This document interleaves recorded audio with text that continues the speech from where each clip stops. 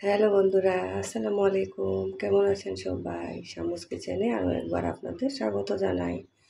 তো আজকে আমি এটা পটল ভাজি করব। তো পটল তো অনেকভাবে ভাজি করে খেয়েছেন, একবার হলেও আমার মতো এভাবে বানিয়ে খাবেন।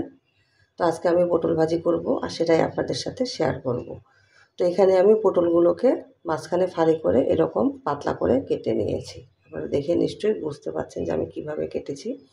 তো এইভাবে পটল ভাজি করলে খেতে কিন্তু খুবই ভালো লাগে। তো চলুন কথা না বাড়িয়ে আমরা মূল রেসিপিতে চলে যাই।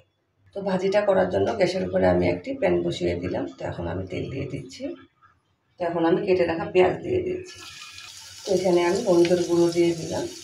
তো পেঁয়াজটাকে আমি লাল করে ভেজে নেব। তো পেঁয়াজের মধ্যে আমার একটা সুন্দর কালার চলে আসছে। এই সময় আমি এখানে 1 চামচ পরিমাণে রসুন বাটা দিয়ে দিলাম। তো রসুনের কাঁচা গন্ধটা যাওয়া পর্যন্ত রসুনটাকে ভেজে নেব। তো এখানে আমি ধুয়ে রাখা পটলগুলো দিয়ে দিচ্ছি। এখানে আমি স্বাদ মতো লবণ দিয়ে দিলাম। তো এখানে আমি 1/2 চামচ পরিমাণে জিরের গুঁড়ো দিয়ে দিলাম। 1/2 চামচ দিলাম ধনিয়ার গুঁড়ো। এখানে আমি একটা তেজপাতা এইভাবে ছিঁড়ে দিয়ে দিলাম। তো এখন আমি ভালোভাবে আবারও নেড়ে দেবো। তো ভালোভাবে নেড়ে চেড়ে আমি এখন একটা ঢাকনা দিয়ে 3 থেকে 4 মিনিটের জন্য ঢেকে রান্না করব।